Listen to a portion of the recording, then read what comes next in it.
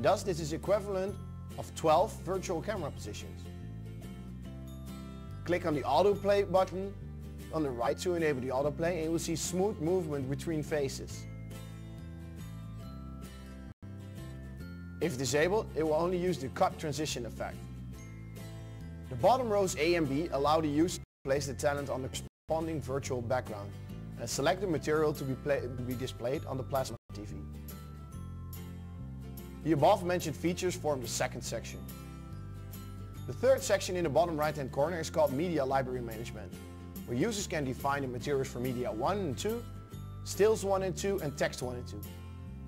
We can also configure audio mixer and chroma key settings in this section. Please note that the chroma key settings only apply to the camera source and not to the rest of the media files. After materials, virtual background and camera faces are all set, the last part will be to put them together by using the virtual switcher. Just like any general switcher, there are two rows for switching control: Preview and Program Out. On the right of the virtual switcher there are DSK keys for the user to define their own downstream key or overlay. DSK sources can be camera, video, still pictures and text. The user can preview the selected media in the first section on the preview screen. After the sources and their positioning are confirmed, click on Cut or Fade button to place the downstream keyer on the Program Out screen. The above are a basic operational description and an introduction to the TVS1000 interface. After you have mastered all of that, you will then go to other functional operations.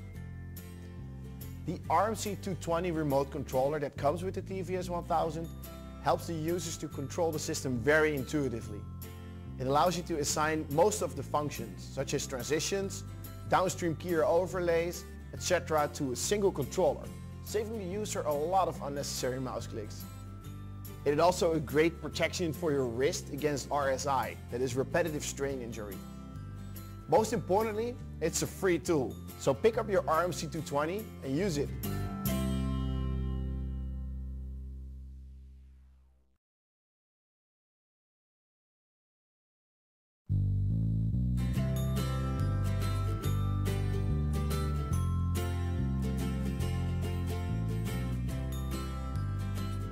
Hi everyone, I'm glad we meet again. After attending the previous two presentations, all of you will have a grasp general concept of the TVS1000. Now let's discuss what downstream keying is. I'm sure all of you must have seen the Data Video logo placed in the upper right hand corner of the screen and the current theme displayed at the bottom. These are known as downstream keyer effects. It overlays your readily made materials on the screen, regardless of whether it is still text with a bit of transpiration, a picture, or an alpha channel video. Downstream keying allows you to put all of them on the screen so as to make your program more informative and vivid. This is how it works.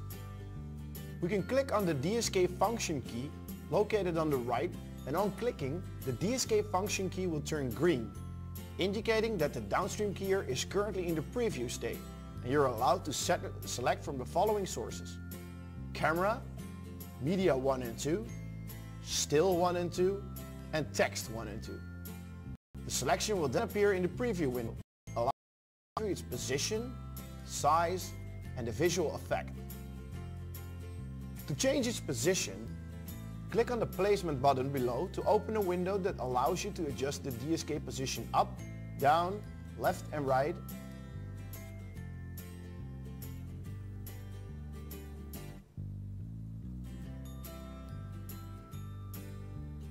and change the size. It is better to fix the DSK size and position during the design process. Therefore, you will be able to click and use the downstream keyer on the TVS1000 system without affecting its original resolution and quality due to the size adjustment. After finishing setting one DSK, you can then continue to select the source for the second DSK.